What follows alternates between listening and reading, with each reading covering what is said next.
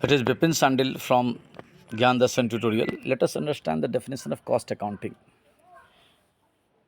तो देखिए cost accounting है क्या। कॉस्ट अकाउंटिंग जो जितनी भी मैन्युफैक्चरिंग इंडस्ट्रीज़ हैं, यानी जहाँ कहीं मैन्युफैक्चरिंग का काम चल रहा है, इनपुट से आउटपुट बनाने का काम चल रहा है, वहाँ पे कॉस्ट अकाउंटिंग का जरूरत पड़ता है। चलिए यहाँ पर डेफिनेशन देखते हैं क्या लिखा हुआ है कि application of costing and cost accounting principles, methods and techniques to the science, art and practice of cost control and the ascertainment of profitability as well as the presentation of information for the purpose of managerial decision making।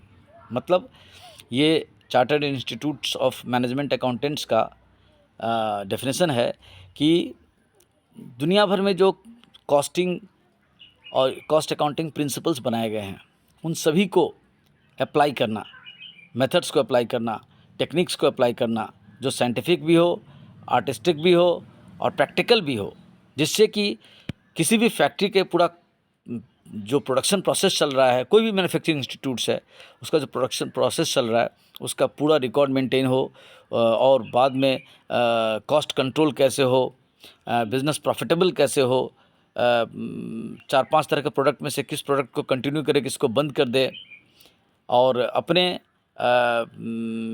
जो manufacturing में जो cost information है उसको managerial decision making के लिए किस तरह से इंटरप्रेट करे, इंफॉर्मेटिव बनाए कि वो मैन्युफैक्चरिंग डिपार्टमेंट के जो मैनेजर्स हैं, जो प्रोडक्शन मैनेजर्स हैं, उन सब के लिए यूज़फुल हो। ये काम सारा कॉस्ट अकाउंटिंग करता है। लिख रहा है it is a branch of accounting dealing with the classification, recording, allocation, summarization and reporting of current and prospective costs and analyzing their behaviors। देखिए कितना सुंदर डेफिनेशन दिया है कि ये अकाउंटिंग का एक ब्रांच है। क्या? Cost accounting. जो क्या करता है, ये भी क्लासीफाई करता है, ये भी रिकॉर्ड करता है, ये भी एलोकेट मतलब बंटवारा करता है। बंटवारा का मतलब होता है कि मान लीजिए हमारे फैक्ट्री में 1 लाख रुपीज़ है और मैं 4 तरह का प्रोडक्ट बनाता हूँ और 1 ही लाख रुपया है, तो चारों प्रोडक्ट में कैसे उस 1 लाख को एलोकेट करे कि सब प्रोडक्ट में जो मार्केट डिमांड हो वो हम फुलफ़िल कर सके और किसी में लॉस भी नहीं हो।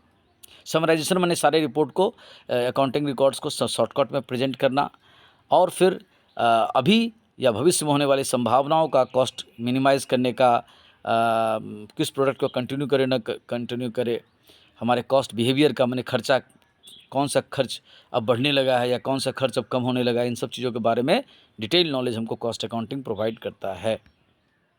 Thank you.